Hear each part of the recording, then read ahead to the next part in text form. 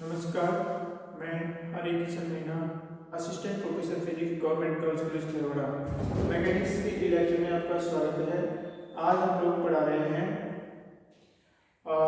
द्रव्यमान केंद्र की स्थिति निर्देशांक, द्रव्यमान केंद्र का वेग और द्रव्यमान केंद्र का त्वरण। ठीक है, तो द्रव्यमान केंद्र के बारे में हम क्या पढ़ेंगे? द्रव्यमान केंद्र की द्रव्यमान केंद्र के निर्देशांक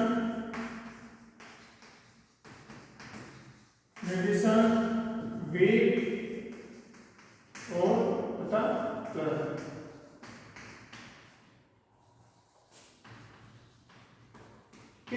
तो हम लोग क्या पढ़ रहे हैं कि सेंटर ऑफ मास है हमारा, उसकी जो कोऑर्डिनेट है, पोजीशन कोऑर्डिनेट है, वो क्या होते हैं, और सेंटर ऑफ मास है उसका वेग और सेंटर ऑफ मास का त्वरण हम लोग क्या करते हैं। ठीक है, हम लोग इसके बारे में विचार करेंगे। हम लोग एक ऐसे निकाय के बारे में विचार करते हैं जिसमें हमारे पास में m1 m2 m3 और हमारे पास mn कण है। ठीक है, और हमने अभी यहां से हम लोग इसका सेंटर ऑफ मास जो a है, ये पॉइंट है वो, ठीक है, ये हमारा x एक्सिस है, ये y एक्सिस है, ये हमारा z एक्सिस है। ठीक है, और ये हमारा r है। ठीक है, और इनके जो संगत कोऑर्डिनेट है, सॉरी पोजीशन वेक्टर है, वो r1 r2 इस तरह से। तो हमारा सेंटर ऑफ मास की जो फॉर्मूला था कि RCN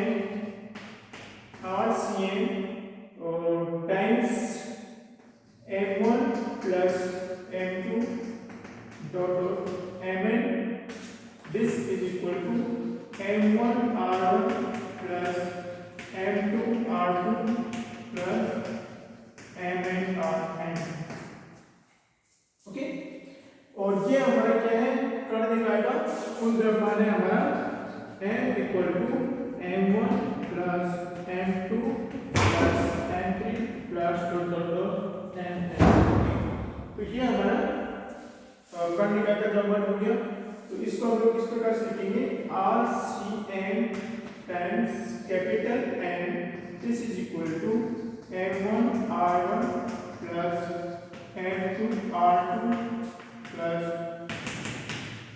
mn rn। ये हमारा पोजीशन वेक्टर हो गया। ठीक है, पिछले लेक्चर में किस प्रकार से हम लोग इसके निर्देशांक ज्ञात कर सकते हैं। तो देखो, जो हमारा r1 है, ठीक है, r1 क्या होगा हमारा, r1 vector just x1 ik plus y1 ck plus z1 tk। ठीक है, और उसी प्रकार से हमारा जैसे rn है वो होगा हमारा xn ik yn ck zn। जो हमारे लिए इंडेक्स लगा हुआ है संगत, उसके निर्देशांक लग रहे हैं। यहाँ पे हमको उसी प्रकार से हमारा जैसे RCN क्या है, RCN इक्वल टू हमारा capital X time I, capital Y time J and capital Z time K। ठीक है, ये हमारा RCN है। तो यहाँ पे हम लोग इनकी वैल्यू प्रतिस्थापित कर देते हैं। ये हमारा हो गया RCN X I k y j k z k k। ठीक है, कैपिटल Z है, this times capital M। Okay, this is equal to m1 x1 I k plus y1 j k plus z1 k k। ठीक है, plus में हमारा आएगा, इसके plus में आएगा हमारा m2 x2 y2 and z2। ठीक है, प्लस डॉट डॉट डॉट, और फिर प्लस में आएगा हमारा mn xn yn zn। ठीक है, ये हमारा आ गया। अब हम लोग क्या करते हैं, यहाँ पे हमारा i कैप है, उसके संगत कोऑर्डिनेट को अलग कर लेते हैं, y कैप की संगत को अलग कर लेते हैं, z कैप की संगत को अलग कर लेते हैं। करके देखते हैं हम लोग। x इक्वल टू कितना आएगा हमारा m1 x1, ठीक है। यहाँ पे हमारा ये m से मल्टीप्लाई है, कैपिटल M से। This is equal to m1 x1, फिर इसमें m2 x2, mn x1, ठीक है। उसी प्रकार से हमारा y capital M equal to आएगा m1 y1, m2 y2, mn yn, और m आएगा हमारा m1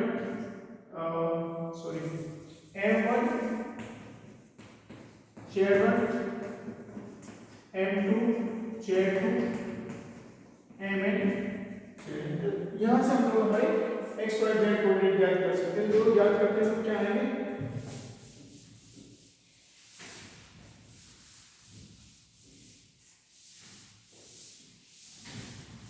जो हमारे सेंटर ऑफ मास था उसके कोऑर्डिनेट कितने आएंगे, हमारा x कितना आएगा, x equal to m1 x1 plus m2 x2 plus mn xn divided by this is m capital M। y equal to हमारा m1 y1 m2 y2 mn yn divided by this is capital M, and z equal to हमारा आएगा m1 z1 m2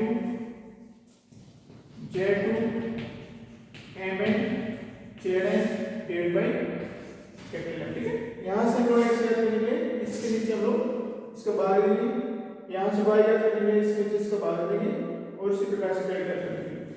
इसको हम लोग इस प्रकार से लिख सकते हैं 1 to m r equal to 1 to m r x r, okay, this is equal to 1 over m r equal to 1 to m mi y r, ठीक है। this is equal to 1 over m I equal to 1 to m mi z, ये हमारा आ गया। वापस आप लोग इसको, ये हमारे लिए निर्देशांक है, ठीक है। हमने लिखा था सेंटर ऑफ मास के निर्देशांक, सेंटर ऑफ मास के निर्देशांक हो गए हमारे x y और z सेंटर ऑफ मास के निर्देशांक हो गए। इनको शॉर्ट फॉर्म में इस प्रकार से हम लोग लिखते हैं। वापस पॉजिटिव वेक्टर लिखना चाहिए, ठीक है। तो पॉजिटिव वेक्टर क्या होता है, this RCM, this is equal to x I y j and z and t, ठीक है। हम लोग इसको लिखेंगे शॉर्ट फॉर्म में रहे हमारे। तो दिस इज इक्वल टू, तीनों को लिखे तो बना है हमारा कॉमन आ गया, ओके। उसके बाद में देखो समीकरण यहाँ पे भी है, तो हम लोग समीकरण कॉमन ले सकते हैं। समीकरण हमने कॉमन ले लिया, I equal to 1 to m, यहाँ पे हमारा mi x है, तो mi x I, और फिर ये I कैप, ठीक है। This I cap plus mi y r, this is j cap n mi z I, ठीक है। ये हमारा पॉजिटिव वेक्टर जो निर्देशांक है सेंटर ऑफ मास के, उसके रूप में ये आ गया। तो ये हमारा सेंटर ऑफ मास के जो कोऑर्डिनेट है वो आ गए हमारे पास में किस प्रकार से। अब हम लोग क्या करते हैं, सेंटर ऑफ मास का हम लोग वेग ज्ञात करते हैं, क्या ज्ञात करते हैं, सेंटर ऑफ मास का वेग ज्ञात करते हैं। तो देखो ये तो हमारे RCM है, इसको ऐसे से रह सकते हैं, ठीक है।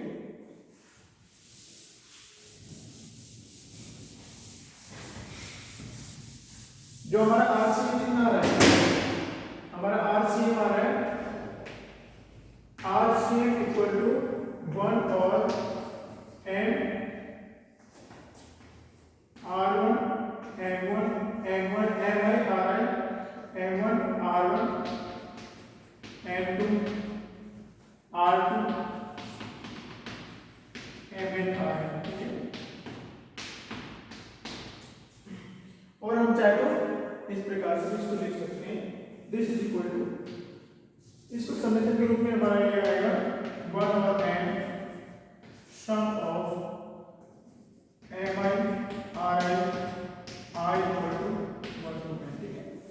और हम लोग चाहे तो इसको इस रूप में भी लिख सकते हैं, ठीक है। अब हम लोग वेग ज्ञात करने के लिए क्या करेंगे, तो हमारा फोर्स वेक्टर है उसको हम लोग समय के सापेक्ष उसका अवकलन कर देते हैं, ठीक है। क्या करते हैं, समय के सापेक्ष उसका अवकलन कर देते हैं।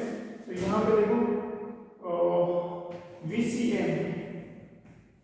VCM is equal to d by dt of RCM, ठीक है। देखो ये हमारा कांस्टेंट है, मास तो हमारा कांस्टेंट है, उसकी जो अगर हमारा ये पूरा निकाय या निकाय के अंदर करंट उसको भी गैस या उसका में इसके करंट, तो वो भी मौसम करेंगे, ठीक है।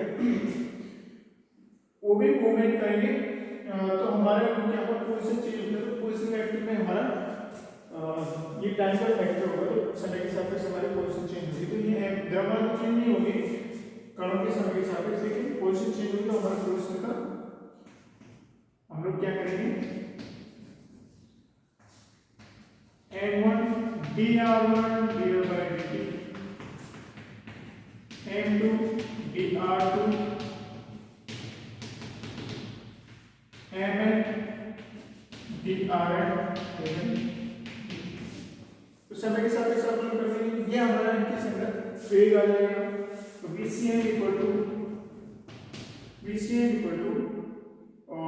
1 और m capital M MI PI M2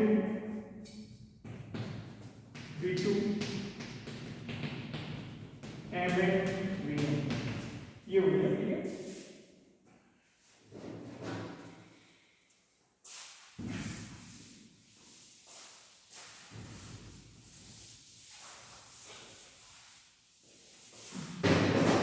ये हमारा, अब इसको हम लोग समेशन के रूप में लिख सकते हैं, हम चाहे तो 1 और m sum of mi vi I equal to 1 to n। ये हमारा सेंटर ऑफ मास से क्या हो गया, वेग हो गया, सेंटर ऑफ मास का द्रव्यमान केंद्र का वेग हो गया। जब भी हमारे निकाय में या निकाय के अंदर अगर किसी प्रकार से कणों की गति होती है, एक भी कण अगर इधर उधर हो जाता है, ठीक है, मतलब उसमें उसकी पोजीशन चेंज होती है, तो यहाँ पे हमारा सेंटर ऑफ मास का वेग भी इसमें शो होगा, ठीक है। और इसको हम लोग क्या करते हैं, मोमेंटम के रूप में इसको हम लोग लिख सकते हैं। ये क्या होता है, हमारा द्रव्यमान गुना m भी क्या होता है हमारा, ये हमारा मोमेंटम आता है, संवेग आएगा, द्रव्यमान गुना वेग। तो देखो ये क्या होगा हमारा VCM equal to 1 upon m, ये हमारा P1 हो गया, ये हमारा P2 हो गया, और ये हमारा Pn हो गया, ठीक। इसको हम लोग ऐसे PI से शो कर सकते हैं, वैसे यहाँ से हम लोग बनाते हैं capital M E I equal to 1 to n, this is PI, ठीक है।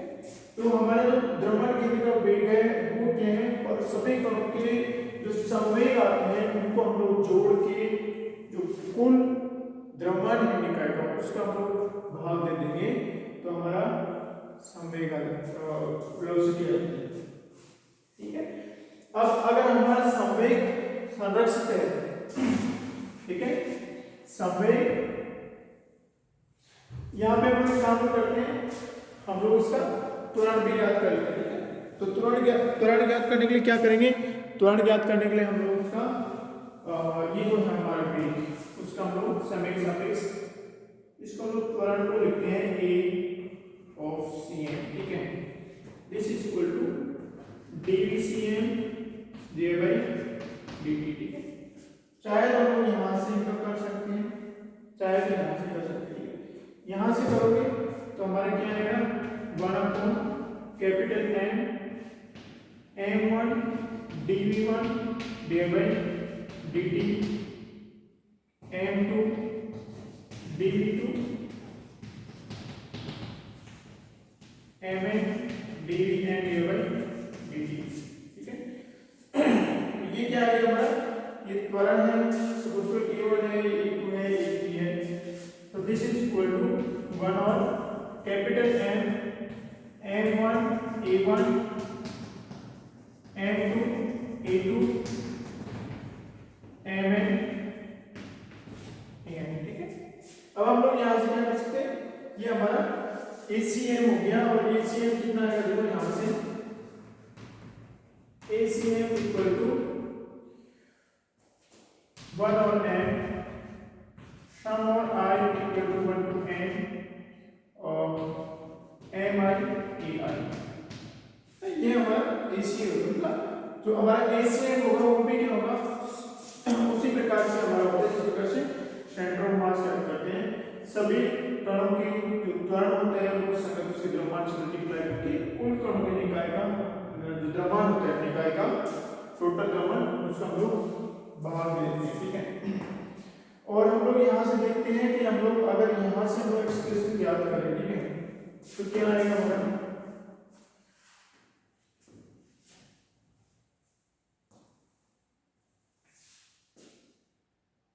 ठीक है।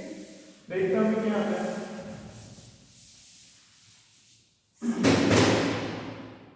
यहां से सेम याद करना है, यहां से तो ये 1 और m, ठीक है, dp1 divide by dt dp2 divide by dt dpn divide by dt, ठीक है। या मैं इसको 1 और m ऐसे भी शो कर सकता हूं, I equal to 1 to n dpi divide by, और हम जानते हैं कि समय प्रवृत्ति की दर क्या होती है, बल होती है, ठीक है। समय प्रवृत्ति की दर किसको निरूपित करती है, समय प्रवृत्ति की दर बल को निरूपित करती है, ये कैपिटल M है। तो हमारा ACM कितना आएगा 1 और capital M, this is F1 this is F2 plus this is Fn, ठीक है। 1 और n I equal to 1 to n, this is F r, हो गया। यहाँ से हम लोग लिख सकते हैं ये द्रव्यमान वाला त्वरण है, तो ये F1 हो गया 1 और n F1 F2 और ये Fn आ जाएगा, द्रव्यमान का त्वरण मिलेगा, ठीक है। ये हमारा क्या आ गया, ये त्वरण आ गया, ठीक है। तो हमने उस जो कोऑर्डिनेट है उनका की हमने वेलोसिटी याद कर ली, और आपको क्या है त्वरण भी हमारे लिए आ गया। अब अगर हमारा निकाय की जो बाह्य बल है वो अगर शून्य होती है, क्योंकि हमारा फोर्स वेक्टर बाहर है, तो अगर हम लोग इसको F x कर, ठीक है, टोटल है ये I दिस इज 1 और m F x, ठीक है। अगर ये हमारा एक्सटर्नल फोर्स शून्य हो, ठीक है, क्योंकि आंतरिक जो फोर्स होते हैं उनका कुछ शून्य नहीं आते हैं, जो हमारा F1 2 3 जो भी है दो प्रकार से होता है, एक तो F I को जिससे हमारा इंटरनल ही हो गया, एक दूसरे के ऊपर लगाया गया बल, और एक हम लोग बाह्य बल लगाते हैं, तो बाह्य बल के कारण इस पे लगने वाला बल, तो जैसे F1 है वो हमारा F1 इंटरनल और F1 एक्सटर्नल होगा, ठीक है। इंटरनल तो छोड़ो, अगर एक्सटर्नल बात है, इंटरनल तो क्या है सारे इस तरह से लगे होते हैं कि वो जो हमारा कुल बल है वो एक दूसरे को वेनिश कर देता है, ठीक है। और जो एक्सटर्नल है वो नहीं कर पाता है, तो अगर हम लोग माने कि ये हमारा टोटल कितना है F एक्सटर्नल है, और एक्सटर्नल अगर शून्य हुआ, ठीक है, ये बाह्य बल शून्य हुआ तो क्या होगा हमारा कि ACM भी शून्य हुआ, ठीक है। दिस इज F एक्सटर्नल बराबर है। अगर ये सारे बलों का योग शून्य हुआ तो ये हमारा ACM कितना होगा, शून्य होगा। ACM अगर हमारा शून्य होगा यहाँ से, तो यहाँ क्या होगा हमारा VCM क्या होगा, कांस्टेंट होगा, ठीक है।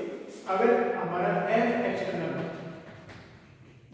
दिस इज शून्य, ठीक है, तो क्या होगा, F एक्सटर्नल शून्य होगा। ये F एक्सटर्नल क्या है, कुल समय परिवर्तन की दर है।